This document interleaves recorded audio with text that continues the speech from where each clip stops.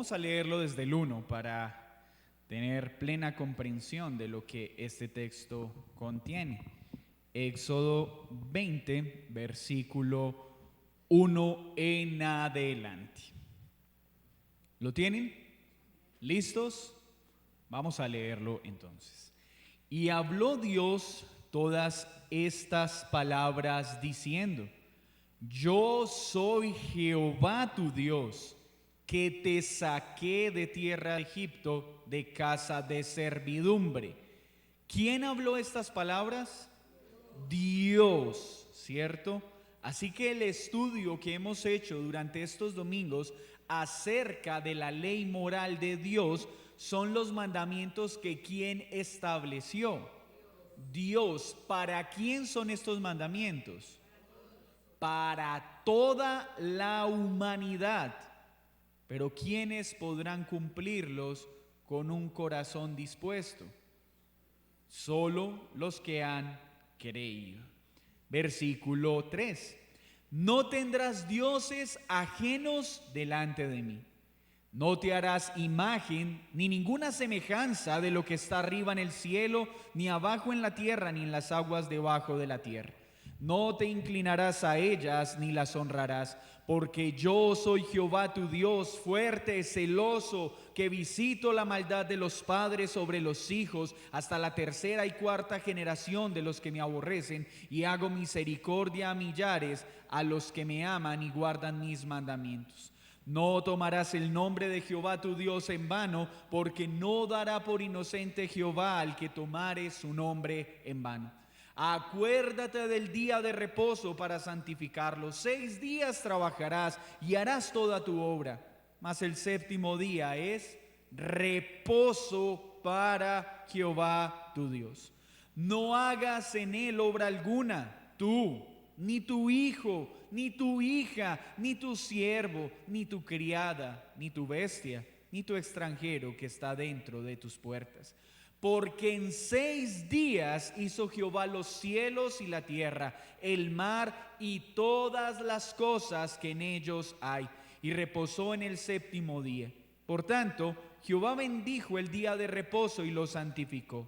Honra a tu padre y a tu madre, para que tus días se alarguen en la tierra que Jehová tu Dios te da. No matarás, no cometerás adulterio, no hurtarás, no hablarás contra tu prójimo falso testimonio, no codiciarás la casa de tu prójimo, no codiciarás la mujer de tu prójimo, ni su siervo, ni su criada, ni su buey, ni su asno, ni cosa alguna de tu prójimo. Señor, muchas gracias por este estudio que hemos tenido durante todos estos domingos acerca de la ley moral de Dios y de todos tus mandamientos, porque nos has permitido ver, comprender cómo la ley se ha desarrollado, pero cómo al final toda tu palabra es ley para nosotros, es instrucción para nosotros, es tu voluntad revelada para nosotros. Así pues, queremos atender lo que nos has enseñado, ponerlo por obra para tu gloria y para tu honra. Ayúdanos a tener claridad en este día de nuestra responsabilidad frente a este santo deber. En Cristo Jesús, amén y amén. Hoy entonces vamos a ver las conclusiones o algunas conclusiones que podemos extraer de todo lo que hemos analizado y establecer o más bien reafirmar cuáles son las bases fundamentales para que haya un sincero deseo en obedecer a Dios, pero también un deleite en hacerlo. Lo primero que debemos recordar entonces en esta mañana es la incapacidad que todo hombre tiene para guardar la ley de Dios. Esto lo vimos al comienzo y es necesario terminar hablando acerca de esto. ¿Puede algún ser humano guardar perfectamente los mandamientos de Dios? No. ¿Puede algún cristiano guardar perfectamente los mandamientos de Dios? Y entonces, ¿qué diferencia hay entre el cristiano y el no cristiano si ninguno de los dos puede guardar perfectamente los mandamientos?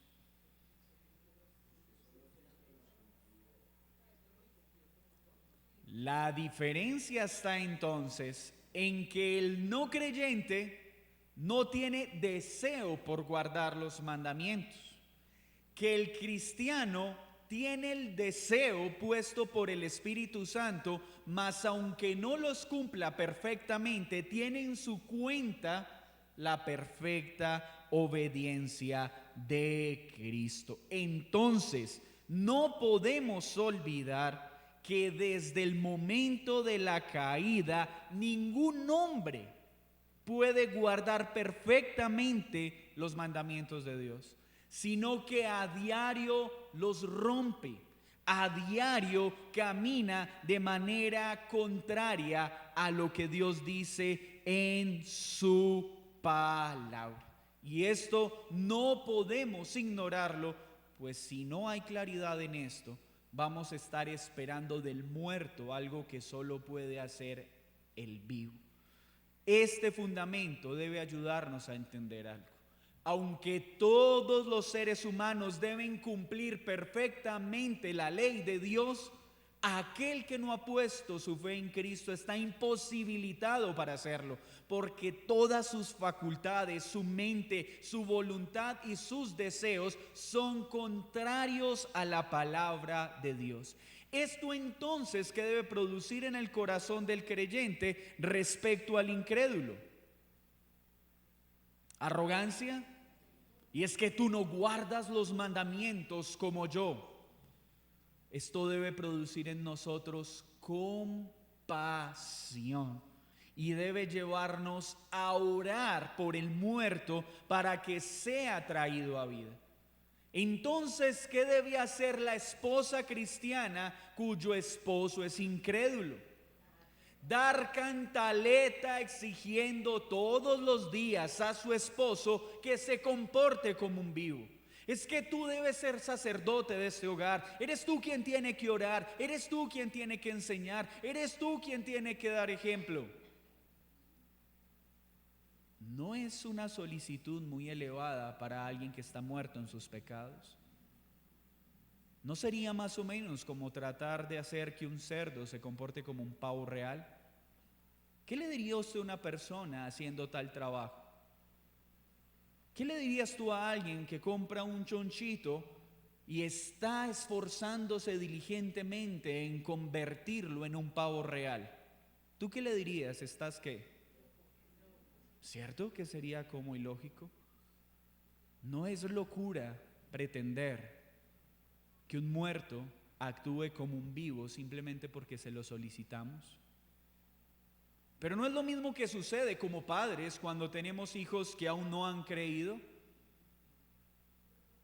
Exigirles que amen la ley que nosotros amamos, como si solo por solicitarle a alguien que ame la ley va a amarla.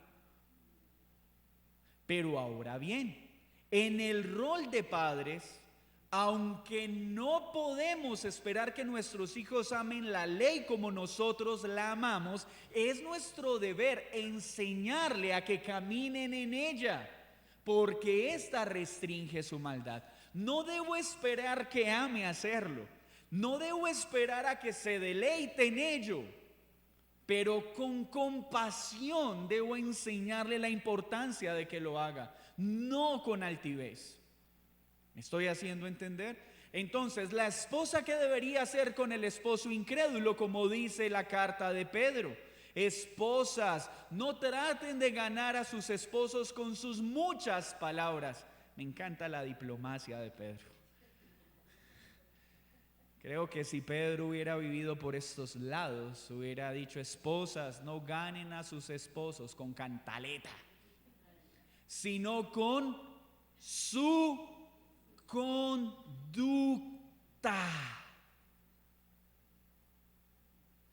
Qué curiosa esta solicitud.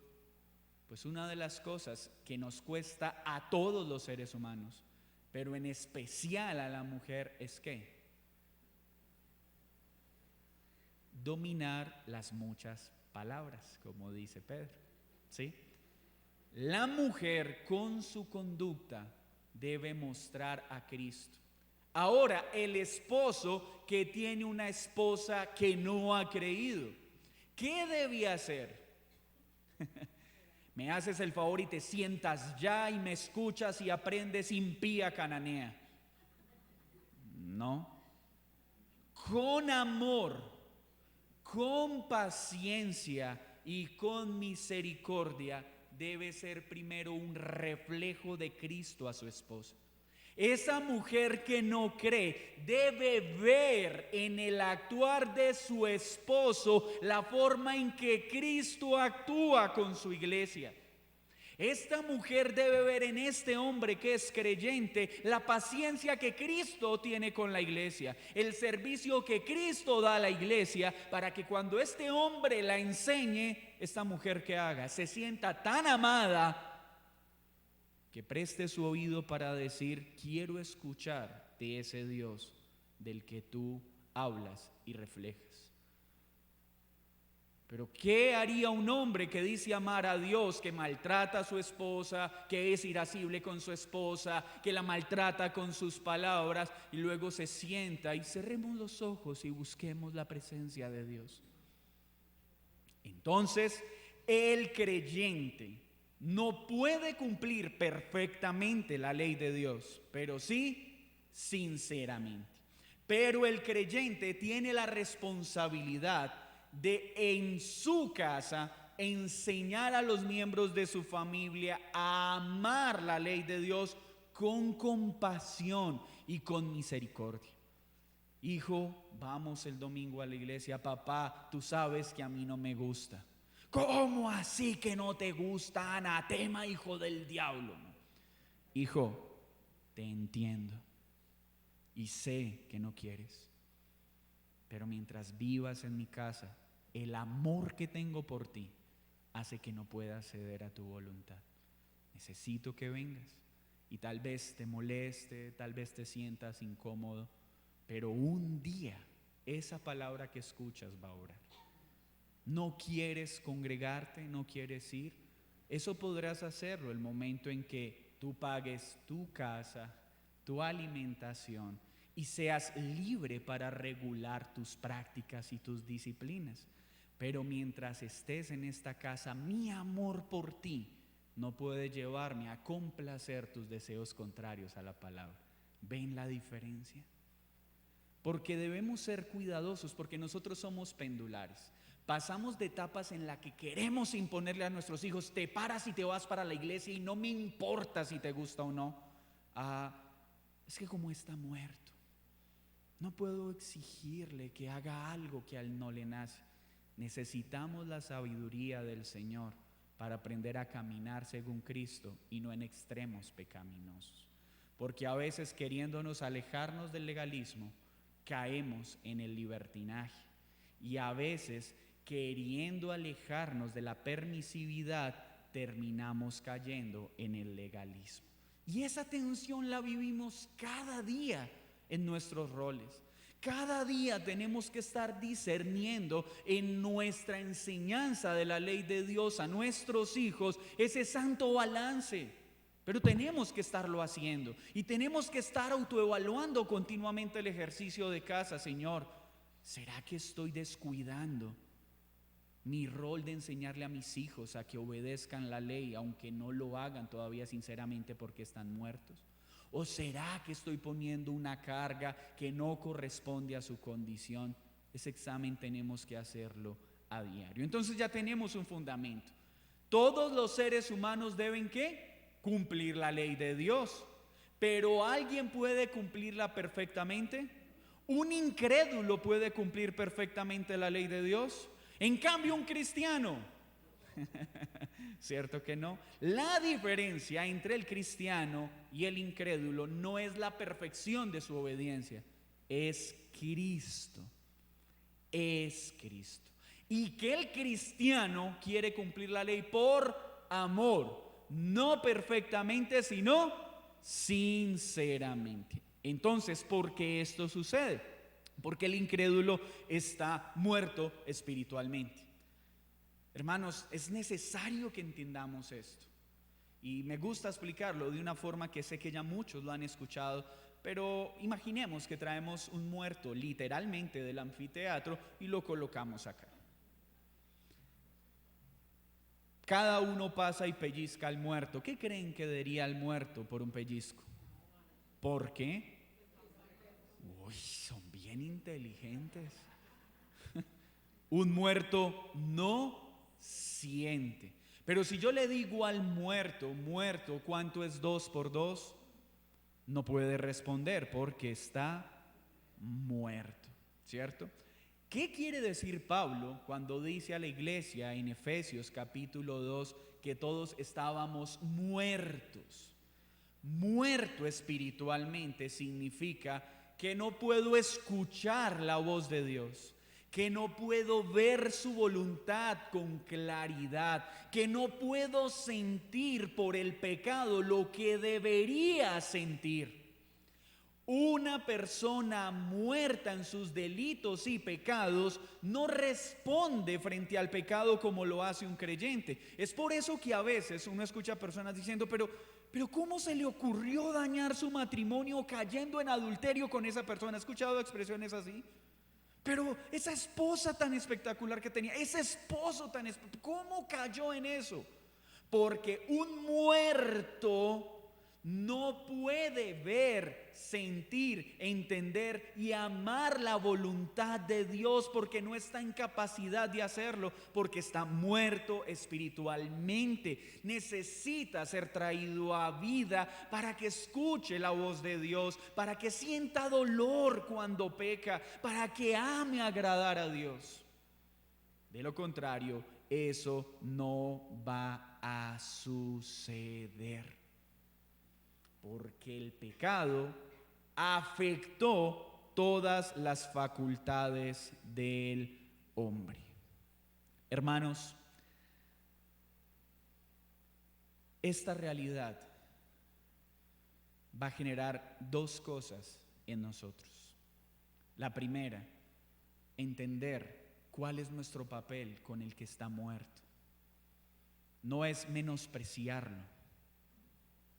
No es considerarlo un ciudadano de segunda categoría, es orar por él, mostrar a Cristo con nuestra manera de vivir y predicar el Evangelio con la esperanza de que un día sea traído a vida y pueda escuchar la voz de Dios. Eso es lo que como padres hacemos con nuestros hijos. Oh hijo, entiendo que no quieras, entiendo que no te guste, pero te amo y caminaré contigo hasta donde me lo permitas, esperando a que un día seas traído a vida y ames lo que hoy te incomoda, seguir a tu Señor. Oh esposo, sé que no entiendes mi amor por Dios, pero seguiré sirviéndote con amor, honrándote como mi esposo. Porque ¿saben qué pasa a veces también con las esposas? Es que como no es el sacerdote de mi casa, entonces ya no lo honro, ya no lo sirvo, ya no lo amo. Porque él debería orar y no ora. Él es el que debería levantarse primero para ir a la iglesia y no va. Mujer, que tu esposo muerto en delitos y pecados no cumpla la ley de Dios, no te libera de tu papel como esposa.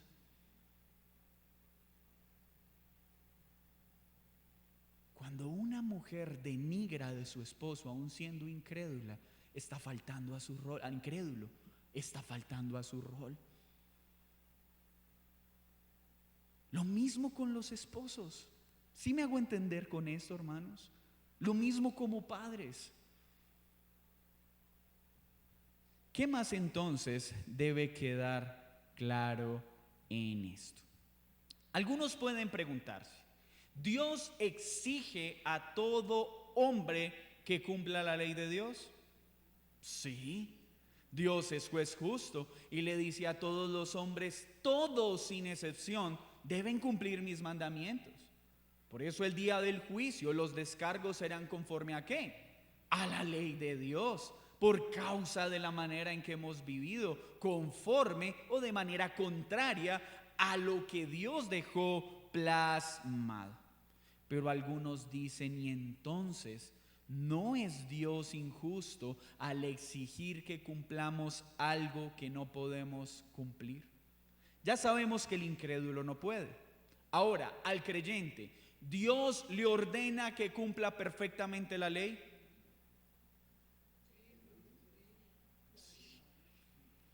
Todos nosotros, cuando cogemos Éxodo 23, debemos leer y decir: oh Señor, guía mi corazón para cumplir perfectamente este mandamiento. Escúchenme bien. La exigencia es que debemos cumplirlo perfectamente. La realidad es que no tenemos la capacidad para hacerlo. Entonces, ¿por qué Dios pide que hagamos algo que parece que no podemos hacer? ¿No se ha hecho esta pregunta? Hoy vamos a ver la razón. Dios es Señor, Dios es soberano, y al establecer esta relación con su criatura, está mostrando primero su señorío. Segundo, está mostrando su carácter. Entonces, cuando Dios exige esto al hombre, lo primero que está haciendo es humillar al hombre en el sentido correcto de la palabra. ¿Qué quiere decir eso? Todos nosotros tenemos la tendencia a autoexaltarnos. Pregúntele a cualquier persona qué tan malo se siente, y generalmente la forma en que se autoprotege el hombre es: todos somos pecadores, pero malo el vecino, malo este que mata, malo este que rota. Yo no soy tan malo. ¿Saben eso cómo se llama? Autoexaltación. Se llama orgullo. Entonces Dios, conociendo a la creación, al ser humano, pone su ley para humillar al hombre y mostrarle que nadie puede obedecer a Dios y agradarlo separado de Él. Dios muestra su ley para mostrarle al hombre lo lejos que está de la santidad de Dios y de la perfección que requiere la ley de Dios. Thomas Watson dice: Dios hace esto, ¿saben para qué? Para arrancar esas pequeñas plumas del orgullo que hay en el corazón humano y arrojarla al polvo. Pues cuando el hombre es expuesto a la ley de Dios, cuando recibe una radiografía por la ley de Dios, muy seguramente, como Job dirá: me aborrezco en polvo y ceniza. La ley de Dios permite mostrar que nosotros somos responsables del pecado y nadie más es culpable de lo que hacemos mal. ¿Me escuchó bien? Dios ordena que cumplamos su ley, exige obediencia perfecta, y con esto el hombre es consciente de su incapacidad, pero también de su responsabilidad. Y al reconocer que todos los pecados son responsabilidad nuestra, correremos a Cristo. Funciona más o menos de esta forma. Entonces miro los 10 mandamientos. Miro el primer mandamiento: no tendrás dioses delante de mí. Y cuando miro este mandato y digo: oh Señor, le he dado mayor importancia a mi trabajo, a mis hijos, a mis hobbies, que a ti. Ahora me doy cuenta que he violentado este mandamiento, he pecado contra ti. En ese momento soy consciente de que necesito ¿a quién? A Cristo. Oh Señor, solo en Cristo puedo ser perdonado, pues yo no tengo la disposición para obedecer este mandato como puedo. Esta exigencia al hombre hace que el hombre tenga que recurrir a Cristo. Es más o menos como si hubiesen 2 abismos. En este lugar estoy yo y en este otro lugar está lo que Dios ordena. El hombre entonces tendrá que pararse en este lado y decir: oh Señor, no tengo cómo llegar hacia donde tú me mandas, pero sé que Cristo es el puente para poder caminar hacia allá y vivir en Él conforme a eso que tú exiges. ¿Saben por qué la ley es perfecta? Porque Dios es perfecto y muestra nuestra imperfección, pero nuestra necesidad de Cristo.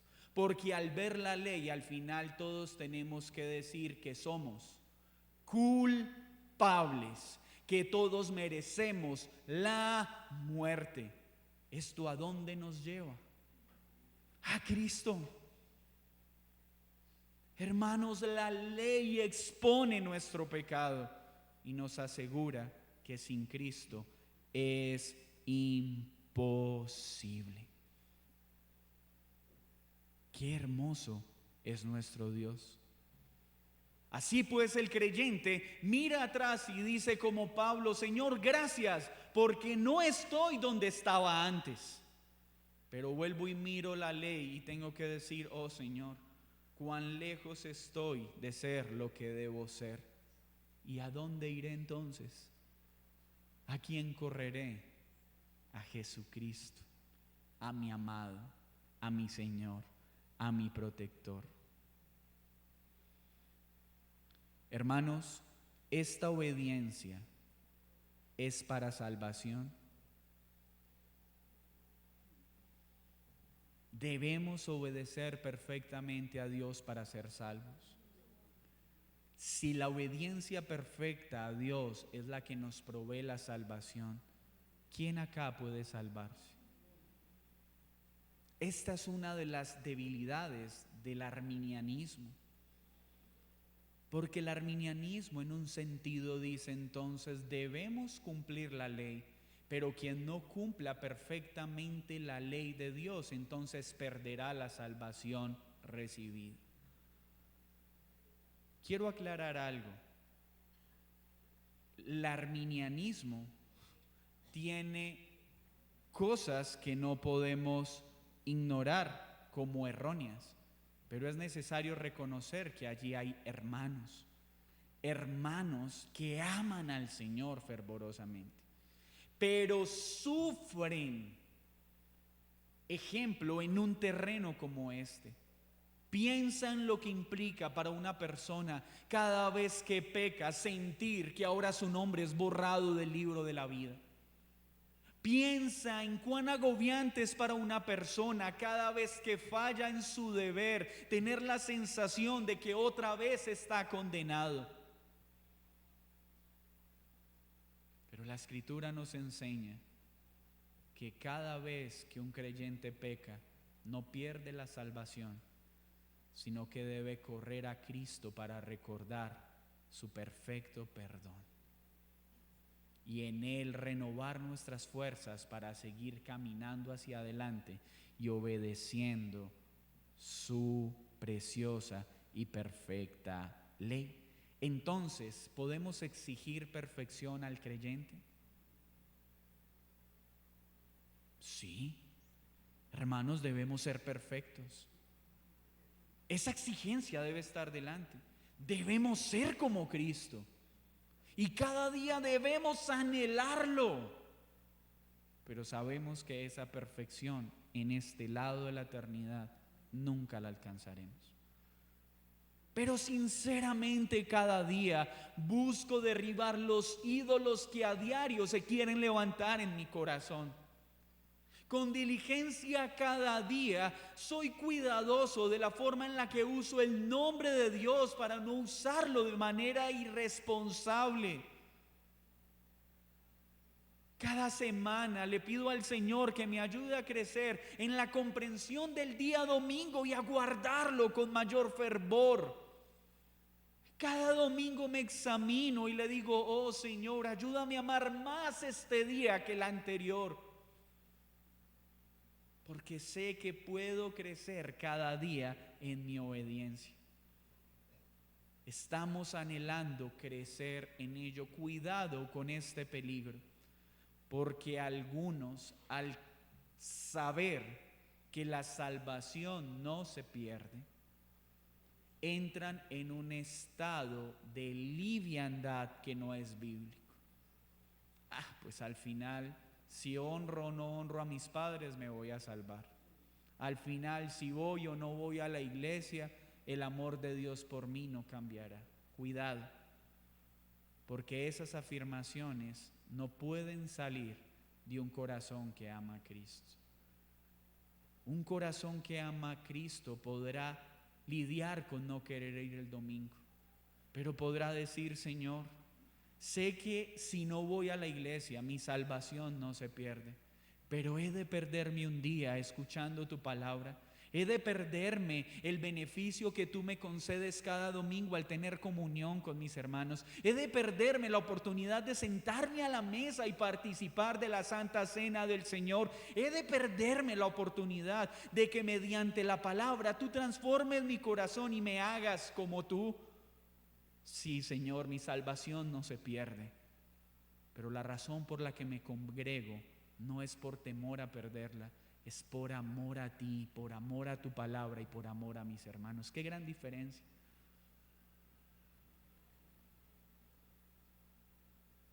Bueno, este robo es chiquito y no perdonó el Señor al ladrón en la cruz.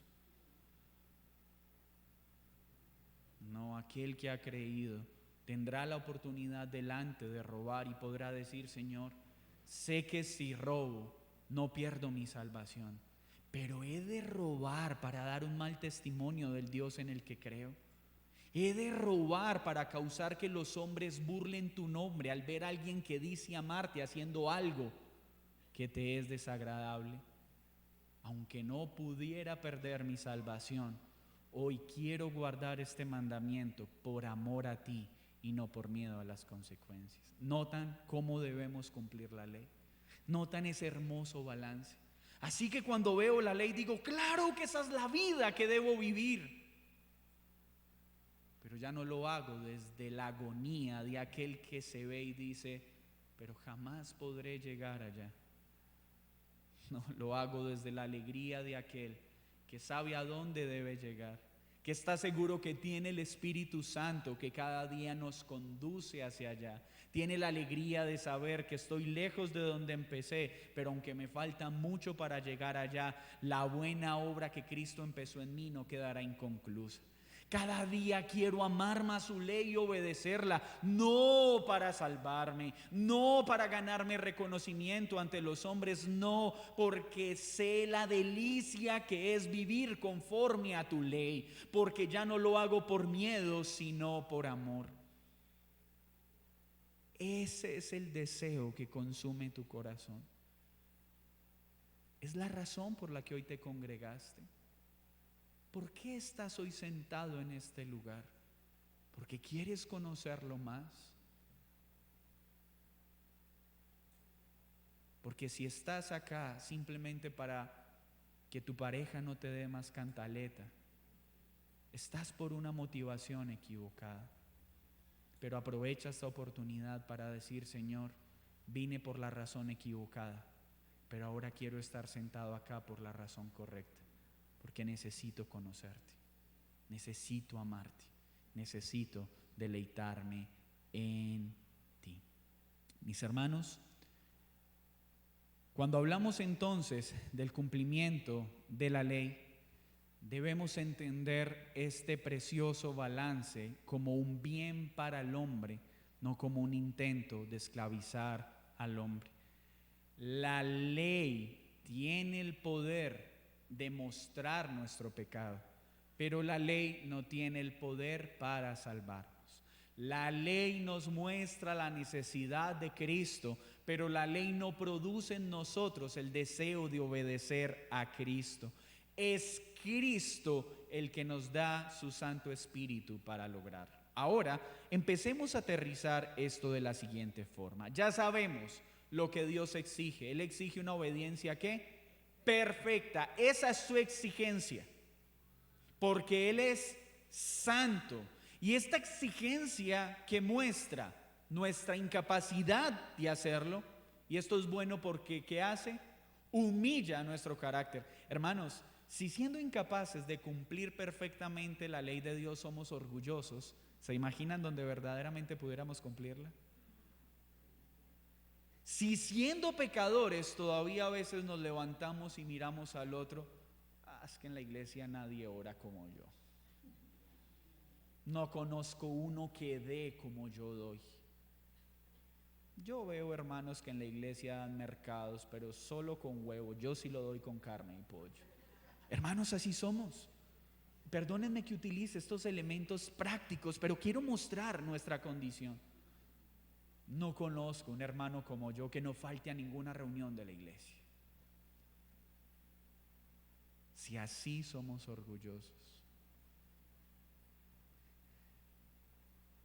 Cuando eso pase en nosotros, debemos mirar la ley y decir: Señor, aunque doy un buen mercado, sé que podría darlo mucho mejor, pero mi avaricia no lo permite. Aunque estoy ayudando a un necesitado, yo sé que podría ayudar a muchos más, pero mi carne no quiere. Aunque esta semana evangelicé a uno, sé que tuve la oportunidad de evangelizar a otros más y mi miedo, mi orgullo no me dejó. Así es como debemos examinarnos. Y entonces todas nuestras obras quedarían como lo que son, trapos de inmundicia. Entonces, por mucho que hagamos, por mucho que oremos, por mucho que ayunemos, por mucho que sirvamos, al terminar el día, ¿qué tendremos que hacer? Oh Cristo, si no fuese por ti, nada de esto tendría valor en el cielo, pues solo tú lavas y limpias mis pobres y escasas obras. ¿Y cuánto bien esto hace al creyente, pero también al predicador? Pues cada vez que el predicador termine de enseñar, no tendrá por qué decir: Señor, hay de burros a burros, pero este burro. Siempre terminaremos y podremos decir: oh Señor, puedo esforzarme para tratar de hacer el sermón lo más fiel a tu palabra, pero si tu espíritu no está allí presente, en vano será mi esfuerzo. No es mi estudio, no es mi trabajo, no es mi diligencia, no es el carisma, no es la oratoria, no. Al final siempre será Cristo y solo Cristo. ¿Ven entonces la belleza de la ley? Nos lleva siempre a Cristo. Muestra la debilidad de nuestra obediencia, muestra nuestra imperfección, muestra cuán lejos estamos de hacer lo que deberíamos hacer. Y no nos hace abrazar entonces más a nuestro Salvador. Entonces nos hace humildes y dependientes a Cristo. Por eso amamos la ley. Por eso la amamos. Amén, hermanos. Entonces el creyente tiene una gran provisión. Tiene el Espíritu de Dios. Y cuando tengamos que lidiar, y con esto termino, con esa sensación: Señor, no puedo, no soy capaz, podrás ir a la palabra y decir: es cierto, yo no puedo, pero lo que para el hombre es imposible, para Dios es posible.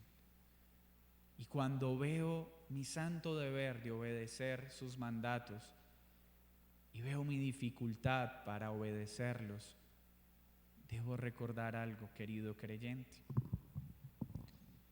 que hemos recibido el Espíritu Santo de Dios y que su Espíritu Santo está en mí, y que lo que yo no puedo hacer en Él, por Él, puedo hacerlo. No perfectamente, sí sinceramente, pero anhelando la perfección. No sé si es confusa la ecuación. ¿Debo obedecer perfectamente? Sí. ¿Solo puedo hacerlo sinceramente? Sí, pero siempre sin dejar de anhelar el que un día pueda hacerlo perfectamente. Y tengo una buena noticia para terminar: ese día llegará.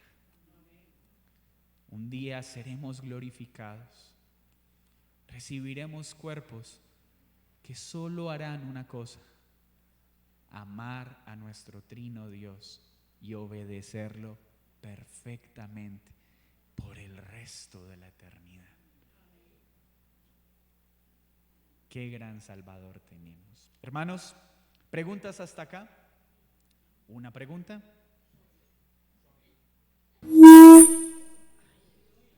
Era solo para ver si...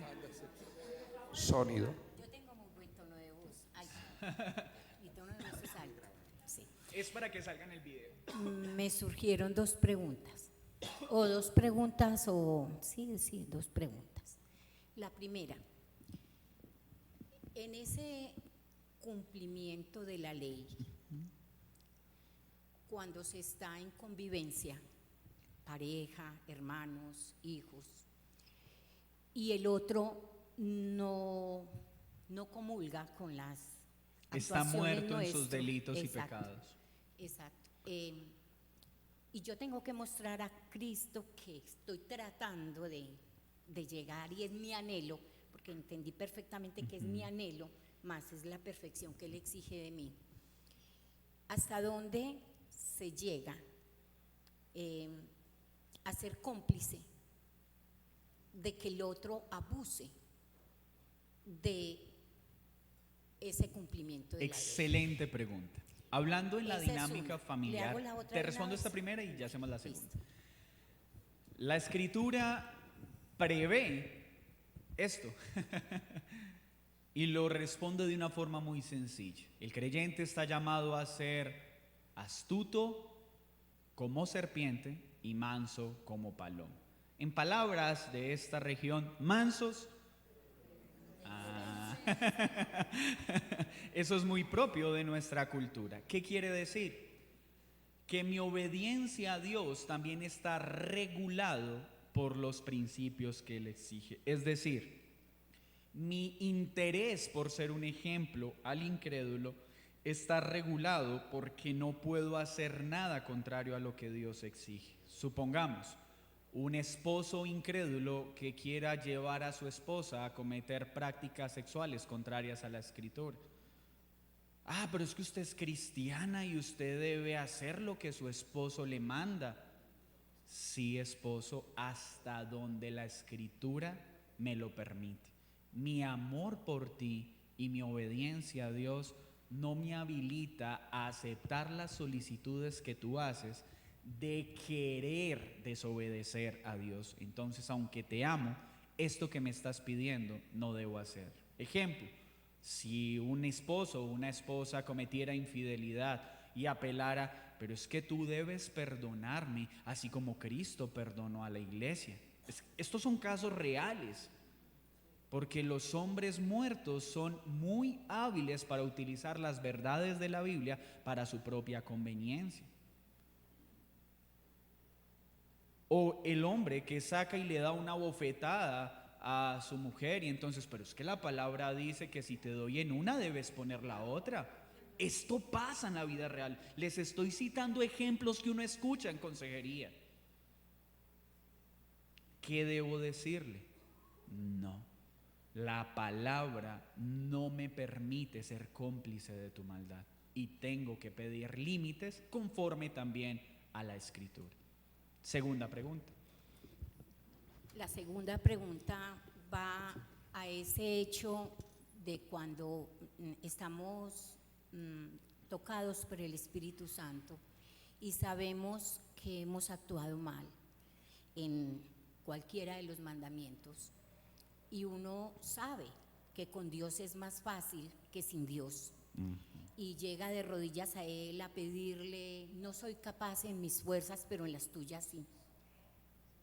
¿Hasta dónde y cómo sería la toma del pan y el vino en el momento que llegamos a la iglesia a tomar el pan y el vino?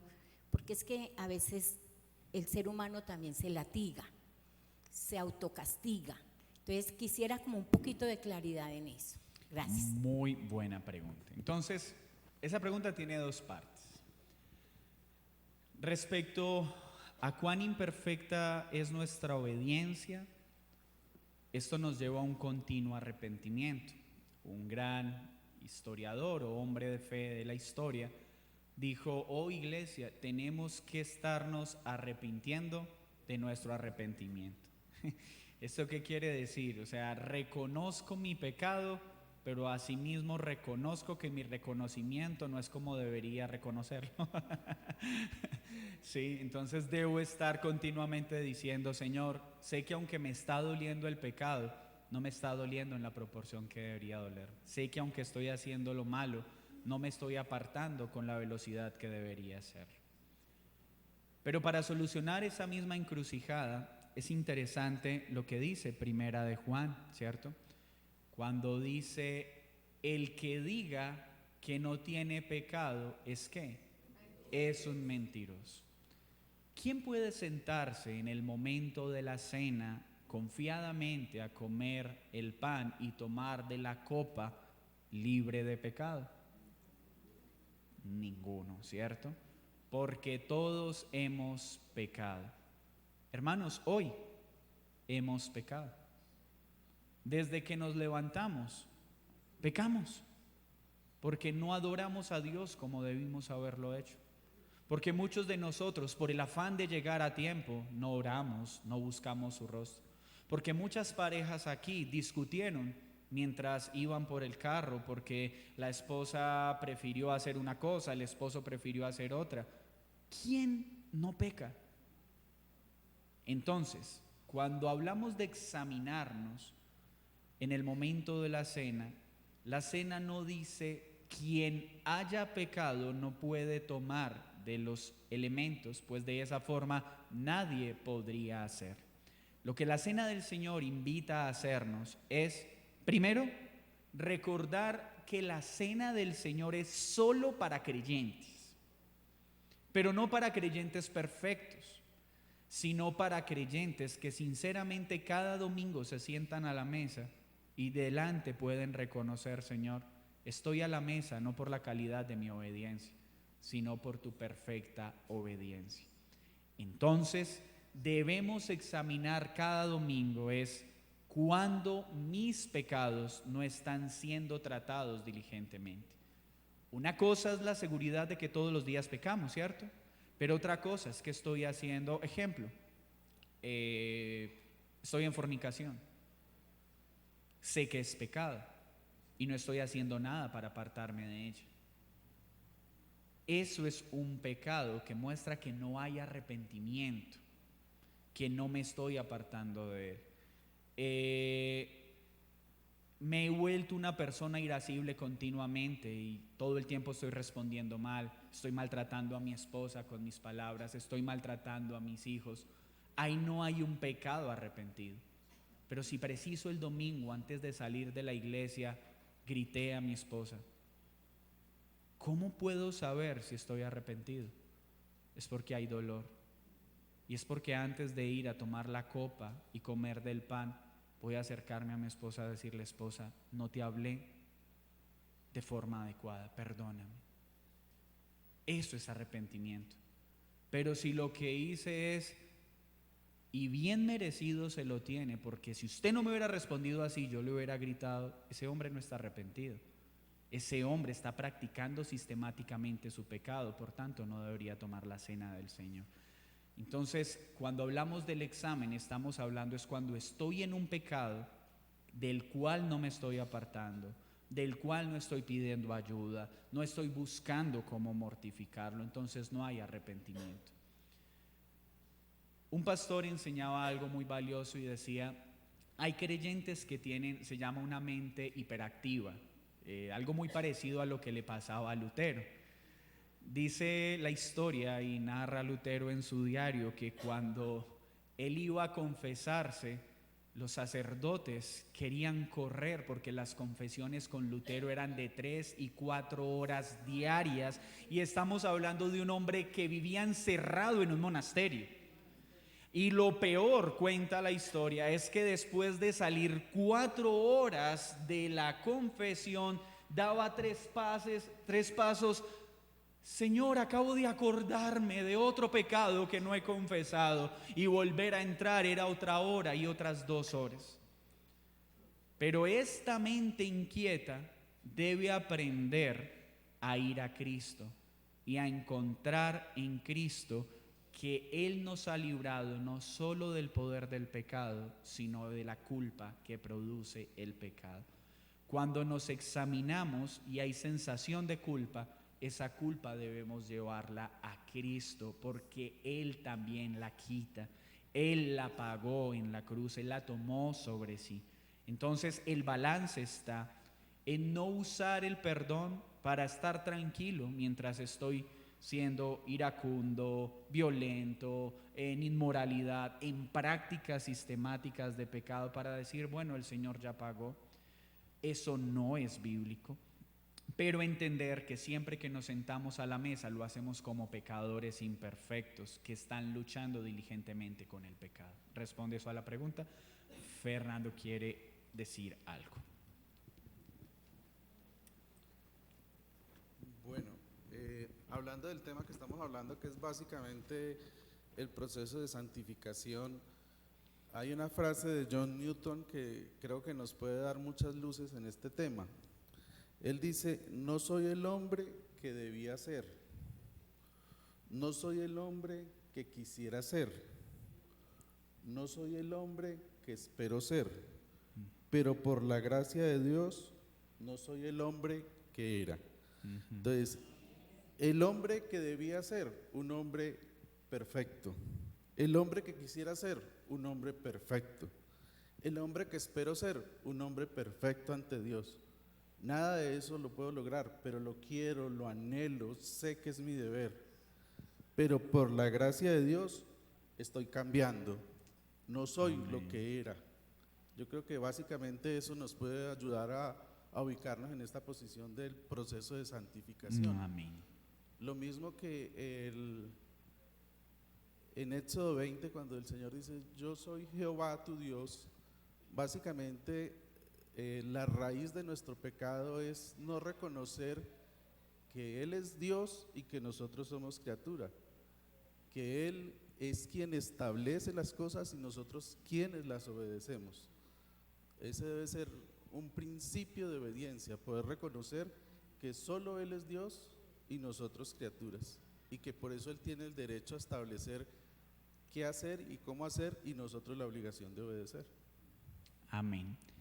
Hay un pasaje del cual hemos hablado que es mal utilizado sobre la santificación y dice, sean santos porque yo soy santo. Ahí está la exigencia de la perfección, pero ahí está la esperanza de esa exigencia. Ese pasaje, y nunca dejaré de explicarlo cada vez que tenga la oportunidad, no está diciendo, sé santo porque yo soy santo y te voy a consumir con fuego si no eres santo como yo lo soy. No, ese pasaje lo que está diciendo es, sé santo porque yo, el Dios santo, estoy contigo para que lo seas. Porque yo, el Dios santo, todopoderoso, caminaré contigo hasta que seas santo como yo soy santo, porque tu santificación empieza en mí y termina en mí. Ese pasaje no debe producirnos miedo, ese pasaje debe producirnos ánimo, porque el Dios santo exige que seamos santos, pero camina con nosotros para que seamos santos. Amén, esa es nuestra esperanza. ¿Alguna otra pregunta, mis hermanos? ¿Vamos bien? ¿Vamos entonces a desear obedecer perfectamente la ley? Amén. Vamos a exigirnos a nosotros mismos diligentemente el cada día ser como Cristo, claro, pero en Él, por Él y para Él. Y al final solo diremos, es por tu gracia, es por tu gracia, es por tu gracia. Vamos a orar entonces. Señor, gracias por este estudio que nos has concedido acerca de la ley. Que este puñado de personas que está acá ame tu ley. Que amemos enseñársela a otros, pero que amemos llevarlos a Cristo, pues ese es el propósito de la ley. Humillar al hombre, demostrar su incapacidad para obedecerte, pero también la necesidad de Cristo para ser salvo y para vivir en santidad. Mi Señor, transfórmanos. Si con 12 hombres trastornaste el mundo, trastorna esta ciudad con todos los que estamos aquí. Ayúdanos con nuestro cónyuge a ser un reflejo de estos mandamientos, con compasión y misericordia. Como padres, ayúdanos a conducir a nuestros hijos a que obedezcan tu ley. Tal vez hoy no lo harán por amor, pero que con nuestra compasión encuentren razones para no quedarse en esa zona pecaminosa de confort y podamos ayudarlos a caminar hacia ti un poco más cada día. Ayúdanos a ser sabios y guárdanos de ser pendulares, porque a veces o somos legalistas o somos libertinos. No queremos más ir de un extremo a otro, queremos caminar conforme a tu palabra. En Cristo Jesús. Amén y amén. Hermanos.